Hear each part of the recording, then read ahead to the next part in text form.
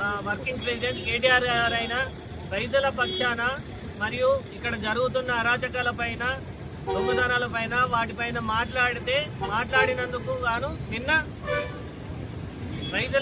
రైతులు ఇబ్బందుల్లో ఉన్నారు, వడ్లు కొనాలని చెప్పి ప్రెస్ మీట్ పెట్టి మాట్లాడి ప్రభుత్వాన్ని నిలదీస్తే ఇక్కడ లేని పౌరుషంతో బండి సంజయ్ అనే వ్యక్తి, బండి సంజయ్ ఎంపీ గారు ఒక బాధ్యత గల పదవిలో ఉండి కూడా తను ఈ దాడులను అరాచకాలను ప్రోత్సహిస్తున్నారు. కాంగ్రెస్ గవర్నమెంట్కు వత్తాసు పలుకుతున్నారు. బీజేపీ కాంగ్రెస్ రెండు కుమ్మక్కై ఈ రోజు రైతులను నానా గోస పెడుతున్నారని చెప్పి టీఆర్ఎస్ పక్షాన మేము ప్రశ్నించి, మరియు అలాగే కరీంనగర్ నడిబొడ్డున దొంగతనాలు జరుగుతున్నాయి, అరాచకాలు జరుగుతున్నాయి అని చెప్పి దాని గురించి కేటీఆర్ గారు మాట్లాడితే వ్యక్తిగతమైన సూచనలతో దూషించినందుకు గాను మా నాయకులు వ్యక్తిగతంగా దూషించకుండా ఒక ఎంపీగా బాధ్యతాయుతంగా సెక్యూరిటీ ఇవ్వాల్సిన మీరు ఎంపీగా మరియు హోంశాఖ కేంద్ర సహాయక మంత్రిగా ఉండి కూడా మీరు ఇలాంటి అరాచకాలు ప్రోత్సహించడం, రౌడీలను, గంజాయి బ్యాచ్ను, దొంగలను ప్రోత్సహిస్తున్న బండి సంజయ్ బేషరతుగా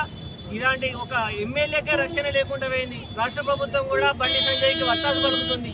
రాష్ట్ర ప్రభుత్వం అంటే బండి సంజయ్ లేస్తాడు, బండి సంజయ్ అంటే రాష్ట్ర ప్రభుత్వం వస్తుంది. వీళ్ళిద్దరు కలిసి మొత్తం ఈ రోజుల ఎమ్మెల్యేకే రక్షణ లేని పరిస్థితి ఉన్నది. ఎమ్మెల్యే పైన దాడులను తీవ్రంగా ఖండిస్తున్నాం. మరి ముఖ్యంగా మేము బీజేపీ నాయకులు కానీ బండి సంజయ్ని ఒకటే హెచ్చరిస్తున్నాం.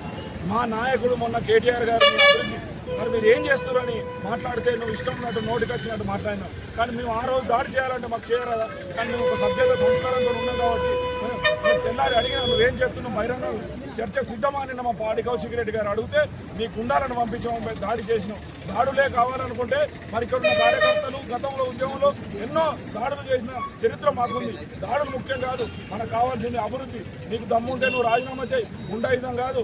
నీకు చేతనైతే మరి అభివృద్ధికి చర్చకు సిద్ధం అంటే నువ్వు దమ్ముంటే అభివృద్ధి చర్చకు రావాలి. కానీ దాడులు ప్రోత్సహిస్తా అంటే చూసుకునే పరిస్థితి లేదు. మరి నిన్న నువ్వు స్వయంగా కూడా నాకు సంబంధం లేదని చెప్తున్నావు. నిన్న వాళ్ళందరినీ దాడులు పురమాయించి నా ఎమ్మెల్యేను హత్య ప్రయత్నం చేయడానికి నువ్వు ప్రయత్నించావు. ఖబర్దార్ బండి సంజయ్, ఇక రానున్న రోజులలో మేము ఊకునే పరిస్థితి లేదు. మరి నీకు దమ్ముంటే కేంద్ర ప్రభుత్వం నుంచి నిధులు తీసుకొచ్చి అభివృద్ధి చేయి. మరి అదేవిధంగా ఇక్కడ ఉన్నటువంటి రాష్ట్ర హోంమంత్రి, కేంద్ర సహాయ మంత్రి ఇద్దరు కలిసి టీఆర్ఎస్ పార్టీని అంతమొందించాలి, మా నాయకులను హత్య చేయాలనే కుట్రలు పొందుతా ఉన్నట్టు అనిపిస్తుంది.